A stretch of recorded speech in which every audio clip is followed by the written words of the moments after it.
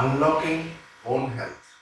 আমরা বোন হেলথ কি করে মানুষের ভালো করতে পারি, তার জন্য কি ন্যাচারাল রিসোর্সেস আছে সেগুলো নিয়ে আমাদের একটু তথ্য সামনে রাখছি।